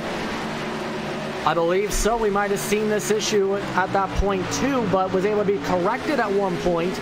But now this completely changes complexion of things. Now Sean Powell, who is the faster truck on the long run though, is up in the front either way by 1.4 seconds. As you see Kerry Allen Stewart still trying to pull away from Tyler Hayes as Allen Stewart tries to get his second career top 5. Well, Scotty Reinshield just did a pass through pit road right there, so he's still on the lead lap. So this still isn't done. If he can get a caution out here, get his connection figured out, he still might have some time to make it up through the field. But he's in 9th place.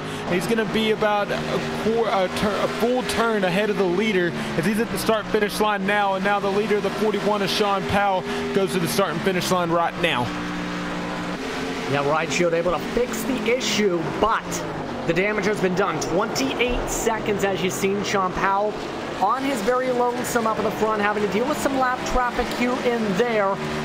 Now with the clean air, what do you think is going through his mind at this point to try and continue to hit his marks, knowing he's got some space?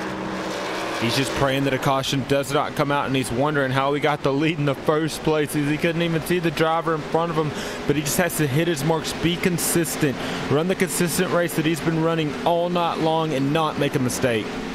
Everett F. Lane still trying to hold on to a spot in second behind them, looking at the scoring pylon. It is 19 laps to go. That's what the top scoring pylon indicates here at Gateway Motorsports Park. Sean Molsack in the 3rd spot at the moment with Brent Keith and Kerry Allen Stewart. You see how much the top drivers are starting to spread out here, with Sean Powell's growing this lead about 0.2 quicker than Everett F. Lane per lap as you look at Kerry Allen Stewart once again. Yeah, I was watching him here sitting in that 5th position, but that 95 machine of Tyler Hayes is closing too as well. As we've got some pretty good battles going around this track right here. Kerry Allen Stewart, battling with the 95 of Tyler Hayes. Brent Keith sitting in 4th, been able to make a nice comeback. Sean Molsack in 3rd, Everett F. Lane in 2nd. Sean Powell still in the lead, but I don't know. But I think it was a little bit weird that we've seen Randy Cheneth leave the server, and then all of a sudden Scotty Reinshield had connection issues. I don't know if we could utilize the blame Randy in that one, but might as well throw it in just for fun. Hashtag blame Randy, everybody. Here, 17 laps to go either way as you follow along with Tyler Hayes with Cascade Hollow Motorsports. That Moon Pie truck obviously hungry for a strong run to get it to the top 5 after having a bit of troubles at Canadian Tire Motorsport Park. He is. He had a tough break there last week as well, but now he's trying to come back with a strong finish, one of the strongest finishes of the season, as that battle's really intensified for that 5th position. Brandon Holder is also back on the racetrack to give you a quick update as he just is coming out of the pits to the right side of your screen. Right below this battle, Gregory Thompson, who is not battling for position, will go side by side, who after getting repairs is still keeping up his pace. But for him, he's still a ways back in terms of Gregory Thompson, 31 laps down in 20th spot as he'll break up this battle. He is, and Scotty Reinshield still running some very fast lap times, but obviously he has no chance of catching the leader. Unless he can get him a lucky caution break. We've only got 9 drivers here on the lead lap, so we'll have to see what happens. You can continue to see now Allen Stewart getting a bit of help with Thompson to be able to break up that battle. As Stewart, trying to hold on to another top 5. 15 laps to go. As you look at the front stretch, Sean Powell still with clean air for days. and growing the gap to Everett F. Lane. Then you see Sean Mulsack there about 2/10 back to Lane. Then you see Brent Keefe and Kerry Allen Stewart zoom by along with the battle with the 6th spot with Tyler Hayes. And then next position back is Doc Stout, as Hayes is now falling back, in fact, to Stewart. He's getting tight again, it seems, on this long run. He is getting very tight, almost hitting that outside wall. Just trying to get this lap, just trying to finish this race off strong. 5th place position, Kerry Allard Stewart in that 56 machine. So we seen him win that race earlier at Daytona. Had a strong run after that, but afterwards he kind of fell off the pace, but he's coming back here with a strong top 5 finish. And Ryan Shields still keeping up the pace after the technical issue. This will move himself up to P8 alongside Timmy Logwood Jr., who actually just brushed the wall. So Scotty Reinshield trying to get any spots he can. Next spot back up, though, is way up the track. About 17-ish seconds to Doc Stout, 16.3 to be exact, to the Cascade Hall Motorsports 62 truck. So this might be the best that Reinshield can get unless he gets a caution. Yeah, and we were praying that we didn't have cautions earlier in the race. Now I'd really like to see it that 27 of Scotty Reinshield would have the speed to get up through the field, because we know he has a lot of short run momentum, and if he'd be able to battle that 41 of Sean Powell, but I think it might be just too little too late here as Sean Powell goes past the start finish line with 11 laps to go. 11 to go for Sean Powell, and for him, it's been a dominant season for him, getting multiple wins on the season, competing hard week in, week out, trying to work as hard as he can to learn tracks, was actually competing, in fact, for a win at Sonoma at one point, a track he'd never been to, let alone drive many road courses, where he ended up finishing 2nd after slamming into the wall, a tire wall. And for him in that Gen X racing truck, he's continuing up that momentum and pace week in, week out, 10 laps to go until he gets the white flag and checkered flag. He is, and that's what it takes to be a champion in this league and in this series. A track you might not be really familiar with, but being able to muscle through it, showing the momentum, showing that hey, you've got what it takes, being able to get these setups out in week in and week out and working with your team, because it's obviously worked. And Scotty Reinshield and Sean Powell won this entire race, so they know something these other drivers don't with the setup. Now looking back at Kerry Allen Stewart again, who's still holding on to the 5th spot. This is his strongest run for him since Daytona, and he's trying to hang on to his 2nd career top 5 to Tyler Hayes, who's been able to gain back some of the time after losing some time here and there on some of the exits at turn 2.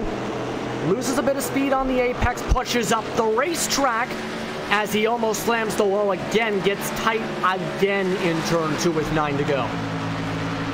That's what we've seen a lot this tonight as well. These drivers just getting so tight and just being able just to downshift at the right points, brake at the right points, and get back on the throttle.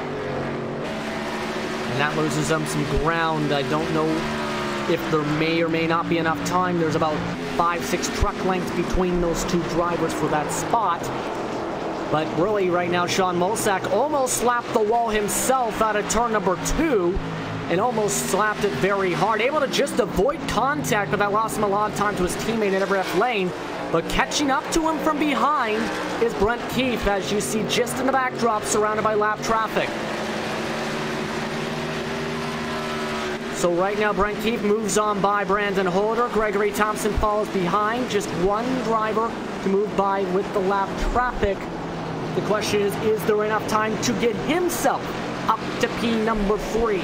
2 drivers we're talking about that have had their struggles with damage today. 7 laps to go here at Gateway Motorsports Park as the glove box racing machine of Brent Keefe gets by his teammate, who's laps down to Timothy McQueen, and tries to continue up his strong day, try and get himself a strong day rather, for his teammate's sake for this race tonight for the glove box racing 32.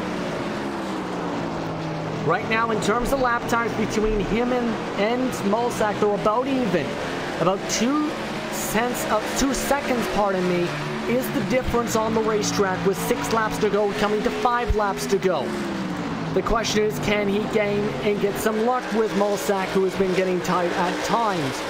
There's still a ways to go here in this race. Anything can happen as we're past the point of no return. 5 laps to go as Everett F. Lane still holding on by 3 seconds to Powell, but the time is huge. Half a second lost in lap 134, another 10th lost in lap 135.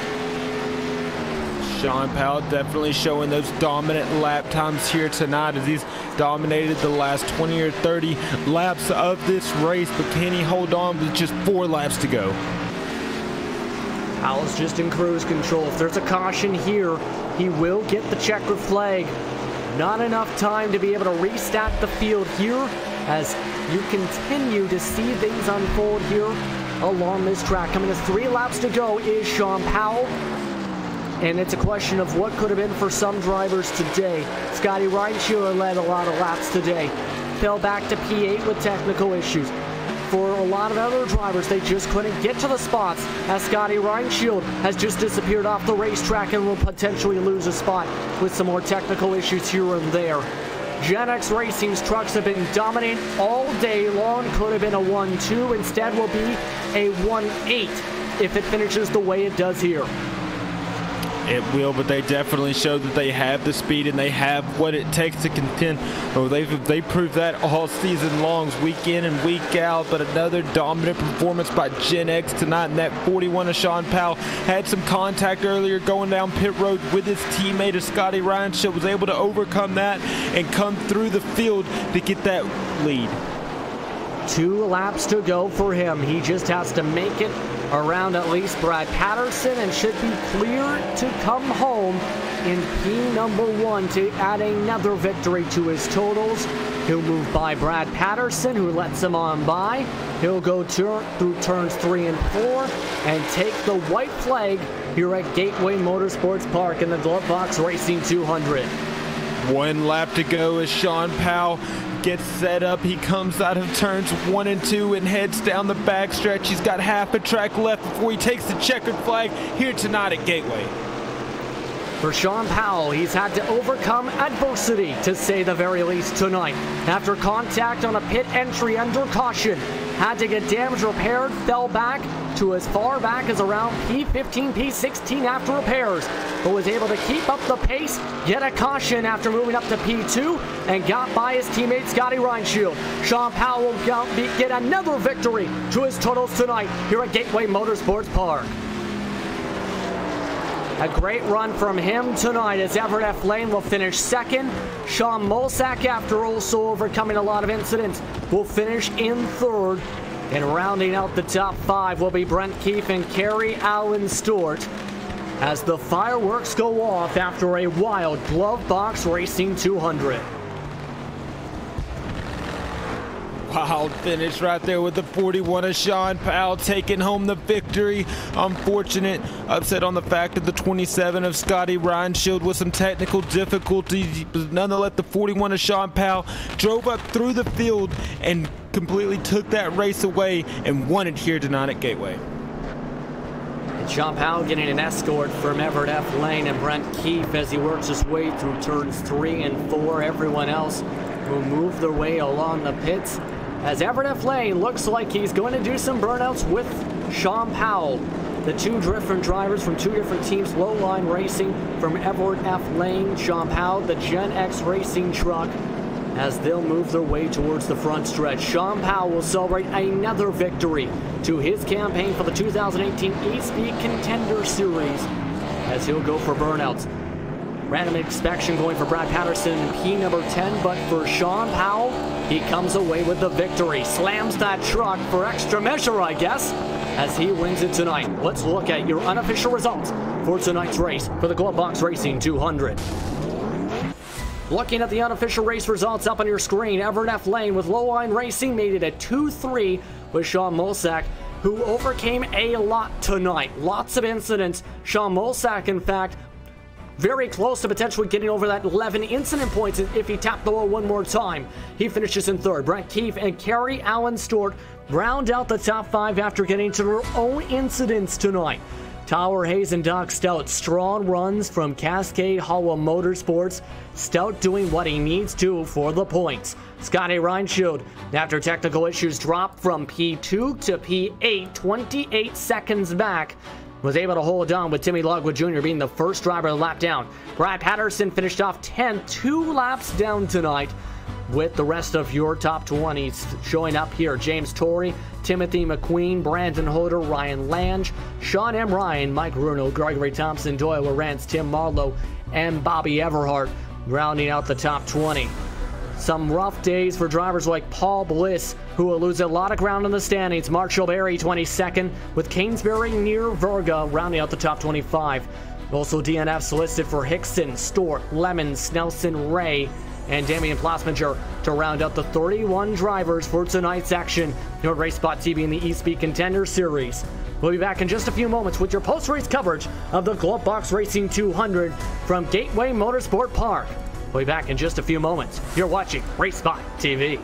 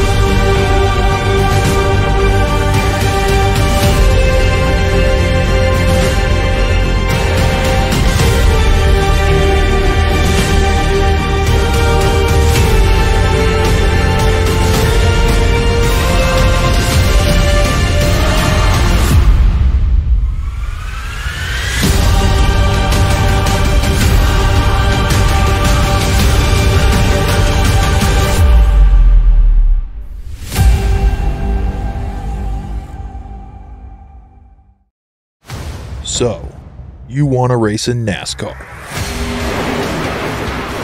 The road starts here. Introducing the eNASCAR at Night Series powered by iRacing.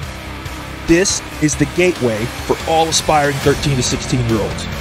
Starting June 20th, ignite your dreams of one day racing in the top tiers of NASCAR. Go to www.iracing.com/ignite for full details.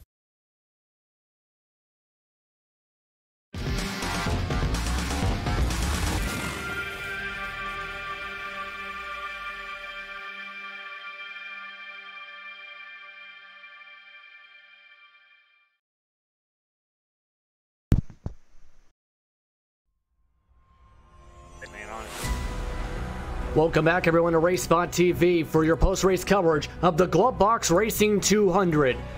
Sean Powell was able to hold on and win by 5.7 seconds here at Gateway Motorsports Park. Justin Prince alongside Davis Richards. As let's look at your top 10 once again for your unofficial results. Powell was able to beat Everett F. Lane, Sean Mosek, Brent Keefe, and Kerry Allen Stewart in the top 5. We'll get to hear their thoughts here for your post-race coverage from Madison, Illinois, just a few miles away from the Gateway Arch. But first things first, let's bring in our sponsor interview for tonight, who will present the trophy, the virtual trophy really, to Sean Powell, Brent Keefe. Brent? Well, Sean, I'm talking to you again. Good job, bud. It was, I know you and Scotty both had it hooked up. It was pretty good to watch, even though I didn't get to see much of it. But good job, bud. Yeah, Way to keep man. it rolling. Thanks, man. You just keep on rolling with the ship. Every time you sponsor, I win. So I'm happy. I think this is the last one, so I don't know. Oh, good job, bud. Tell Scotty. Good run too, and it was good to see you guys up there. Yeah, thanks, man. Thanks for like I said, thanks for sponsoring the race. I try, man. Do what we can, help Keith out, and want the league to keep going, and do what I can. And it's good to see you finally get some laps strung together. You know, it was boy, it was painful there at the beginning, but you got it done, and good job. Thanks again, bud. Brent Keefe. And Glovebox Racing, apparently the lucky charm for Sean Powell. Brent, stand by. We'll speak to you in just a few moments after finishing 4th. But Sean, you had a strong truck today for much of the way today, especially on the long run. How was the truck feeling as the race went on and you picked up the speed even with the damage on that pit entry? With the pit entry damage, man, I don't even know. I was expecting just to run top 10, struggle. But I was just down on straightaway speed and just got through the field. Luckily, how long we running, so I got through the field pretty quickly. If it wasn't for that, I don't know how long it would took me to get up through the field. But the truck was nice and smooth, and it was fast. Talk us through what happened with that pit entry with, I believe it was Scotty Ryan, she's your teammate, as you guys were trying to check up for the pace car as you're going into the pits. What happened there and what was going through your head after that and getting that damage from both ends of the race truck? I was telling Scotty he was ahead of the pace car, so he slowed down. I didn't. I guess my reaction wasn't as good as I would thought it would be, and I just clobbered him, and I got clobbered by Holder and everybody else.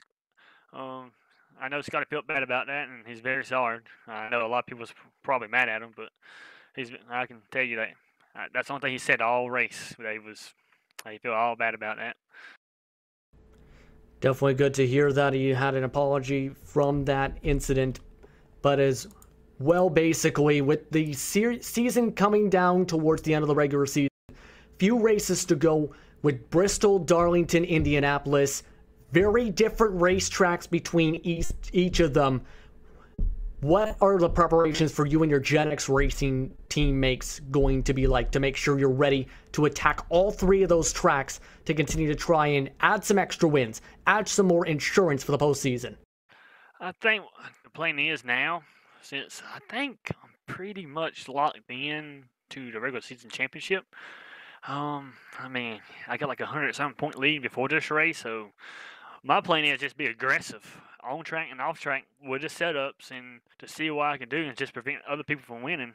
You know, let my team win or just prevent people from winning and getting in that could potentially, help them in the chase. That's the main goal. And like week in, week out, just finish races. I mean, I have bad races and I still have good races just by pulling through and just keep on digging. And that's what makes a championship or a championship run for sure. And just regardless of what happens, just keep digging. Anyone you want to thank before we let you get going? So I want to thank y'all guys. Man, I know, man, I miss being up here. I haven't got interviewed for the past 2 or 3 weeks, and that seems like an eternity for me. I ain't gonna lie. But I want to thank y'all. Thank Stuart. Thank Brent. Thank Gen X, Amzo Racing for the sponsorship opportunity, and everybody else that's a part of this stuff, makes it happen. Thank you very much for the time. Congratulations on win number 7 in the regular season, Sean. Thanks again, man. I'm going to try and get a couple more before. I want to try. And a happy driver there. Davis Richards is now standing by with Everett F. Lane, who came away in 2nd spot tonight, about 5 seconds back. Hey Everett, this is Davis here in the RaceSpotTV booth. Man, awesome run out there. Came out and finished in 2nd place. You were able to keep everything together, keep that machine clean, avoid the carnage. Man, how tricky was it out there tonight? Oh, it was very tricky. A lot of cautions early, just trying to stay out of trouble early. I went to the back early in the race, and then I was going to just, wait my time and move up through the field when I could. Well, we've seen some short end speed out of you week in and week out, but just haven't been able just to pull that complete, consistent race. How difficult is it with drivers out here of this caliber, just able to pull that consistent race, to stay out of trouble and just have everything go your way?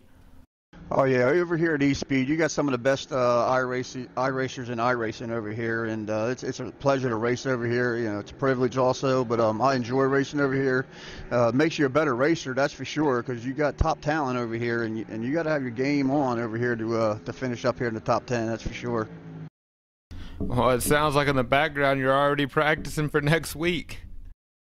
Yeah, we're watching some the replay of the race there, seeing some of the starts and restarts, and trying to make the points in the starts better. Well, hey, that's what it takes, just dissecting that film and just getting better week in and week out. But, hey, it was good talking to you. Congratulations again on the second place finish, and hopefully we'll talk to you again next week. 10-4, Davis. Thank you there, buddy. Yes, sir. And, ladies and gentlemen, that was the 24 of Everett F. Lane coming home in second position.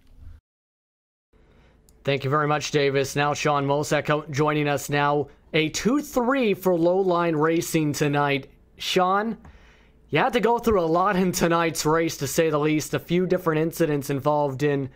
How are you feeling about being able to survive and get to P number 3? Well, I honestly didn't expect it, but with all these wrecks and cautions, I just took advantage of it, I guess. I mean, I had a black flag too I had to serve, and the caution came out right when I was on pit road, so I guess that's where all the good luck started. Let's talk through a couple of those incidents as well, because there were a couple times where you got some damage on the front end, but was able to repair it, as you're seeing on screen. How was the truck feeling after all of this? How were you feeling as all of this was going on before the luck started to turn to the better? Well, that one where it looked like I hit Brad, it was actually just a Phantom 4X. I ghosted right through him, so I didn't even get any damage. But the back end was, I was checking up when Doug spun early on in the race, and I think Keith got in the back of me a little bit and tore up the rear end. And once the good luck was starting to get together real quickly, how was the truck feeling overall, even with all that damage, to be able to have the pace, because you looked like you were getting faster and faster as the race went on, in fact? I just started getting my line down, you know. In fact, I never run a single race here, and I just started figuring out, you know, once it got spread out, I was able to figure out a good line and just get into a good rhythm. You know, Gateway is definitely a rhythm track, that's for sure. Real quickly, of course, a couple more dates left until the postseason. What kind of preparation are you and Everett doing to prepare for that real quick? Just try to stay consistent, get into a good rhythm, and carry that on to the chase. You know, that's really important when it gets down in the playoffs, is having that consistency. Anyone you want to thank before we let you get going? Well, first of all, Keith Stewart and everybody at Contender Series. This is a really awesome league. I'm very blessed to be a part of it, and everyone at Lowline, they put together a heck of a set for this week, so yeah. Thank you very much for the time. Congratulations on the top 3. Thank you, sir. That was Sean Mosak coming away with the 3rd spot tonight, as we'll now shift over to Davis, who is now with Brent Keefe, tonight's sponsor interview, and also had to overcome some stuff as well to finish 4. David? Hey, Brent, we talked to you earlier with the sponsorship interview. Great you were able to come out and sponsor these guys. We've seen a fun race out there. Seen some early speed out of you tonight. We thought you had what it takes, but unfortunately got caught up in some damage. How much was that damage affecting you as the night progressed? Yeah, unfortunate. We got into a couple pretty good wrecks. Honestly, I didn't think I was going to be able to really overcome that, but it did. It got fixed, but it just, I don't know, a few guys driving over their head. You see the same guys every week trying to win the race, and, you know, the first 40 laps, and it's getting pretty old, honestly, and everybody knows who that is or who they are, so it's getting pretty old. But anyway, we got 4th, and it was a good night, but it started out pretty grim. It was pretty disappointing there at the beginning.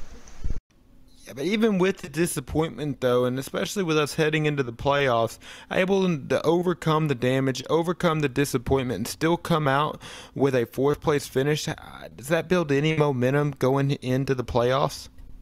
Oh, absolutely. Yeah, it's just like Sean was saying, you gotta build some momentum. You gotta have some consistency, and yeah, absolutely, you just gotta hang in there, and with some of the chaos that we do have and some of these runs, you know, it's a good finish. You know, you're guaranteed a good finish if you stay on the track with races like this. You know, I mean, even guys are 7-8 laps down, finishing 12th because of all the chaos. But no, if we can't get a win these next 4 races, or there are 3 maybe now, like to be the, we're trying to get all the points we can for the seeding, and I think right now I got the most points without a win, and we're going to try to stay there if we don't get a win before the chase starts. Yeah, well, nonetheless, though, still congratulations on that 4th place finish. Had a lot of momentum heading into the playoffs. I believe we'll have one race left next week, and then we'll hit that playoffs, and it looks like you're hitting on all 4 cylinders. And but before I let you go, you got anyone out there you want to thank? Absolutely. I believe we got 3 races left for the chase. I'd like to thank all my guys at Glove Box, helping out, putting up rooms and actually putting in laps so we can actually analyze some stuff. And Doug and Perry from Express, they help every day. They help out. That's very, very awesome that they do that. Very appreciative. And obviously Keith Stewart for all he does. He's basically works around the clock, I think, now. But awesome website. He keeps us informed, and it's a very professional ordeal he's got going here, and it's nice to see. So hats off to him, and keep it up, even on these kind of grim races here to start with. Here, some of these I know it's kind of hard at times, but I wouldn't want to race anywhere else. So we'll keep that going. And to you guys, Race Spot, you guys always do a great job, and it's fun to go back and watch. Especially if you finish here talking to you guys. It's always a bonus there at the end of the day. So that's that. That's all set here. Ready to go to bed. Well, hey, I think we're going to do the same after we speak with Kerry Allen Stewart. But, hey, congratulations on that top 4 finish, and we'll see you next week. Thanks, guys. Speaking for the both of us, I guess, there. But with that, let's talk to Kerry Allen Stewart. Remember, development driver who got his first win in his first start back at Daytona last month. First top 5 since then. Kerry, how are you feeling to be able to keep yourself with a consistent pace tonight, get yourself through some trouble, and get a top 5? Feels really good. Flat tracks like Gateway here are not my strong suits. I really have to do a lot of work at them. I felt like the truck was really good at the start. I thought I would have definitely a top 10 truck. I got into a wreck and got a lot of damage, and I didn't have many incident points left, so I just took it easy for a while, and then I just found myself, just being nice and calm, and I just found myself running 5th at the end and was able to hold off Tyler Hayes for a top 5. With terms of the incident points, for those that are wondering how much he had, it was a total of 8. With all the stuff that was going around, what was going through your mind as there were some caution precautions, there was some long green flag runs? What was going through your mind as all of this was going on around you with some of these trucks tonight? Well, I mean, I got those 8 points pretty quickly. So my goal was to just lay in the back, and if anyone was going to give me any pressure, I was just going to let them go. And then I'd hopefully, would have enough incident points, to race pretty hard at the end. And a lot of drivers seemed like they took themselves out, so that was one of the reasons I was able to get a top 5.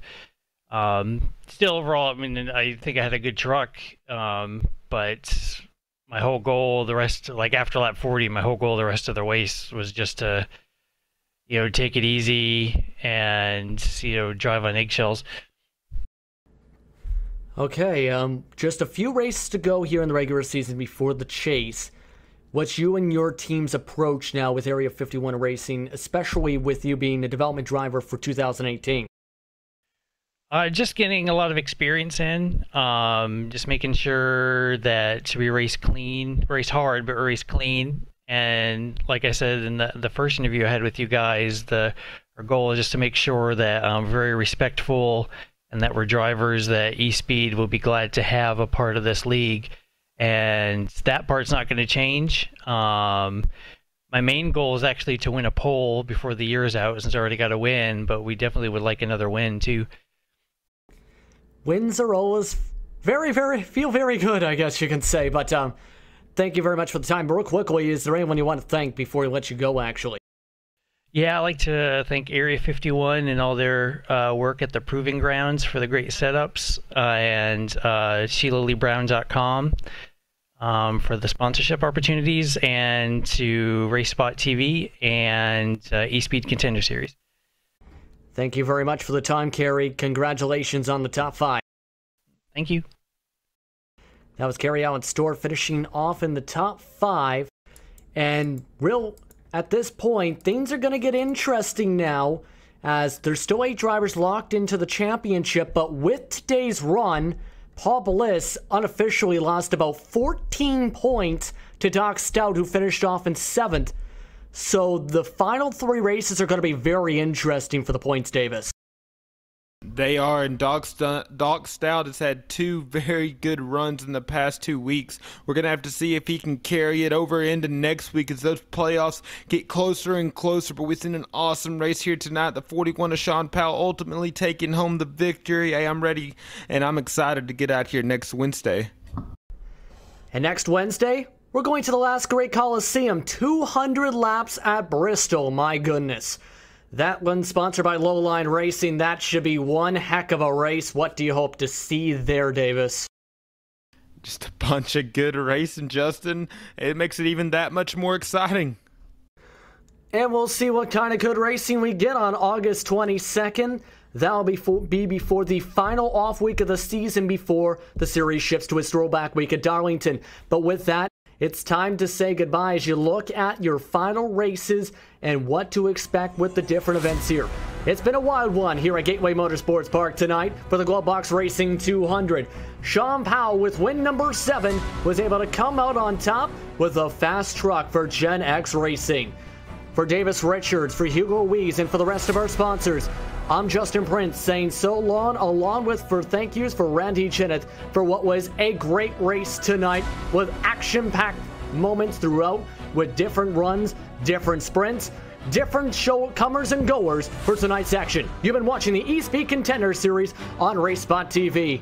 For the rest of my crew, once again, I'm Justin Prince saying so long and have a beautiful rest of your week.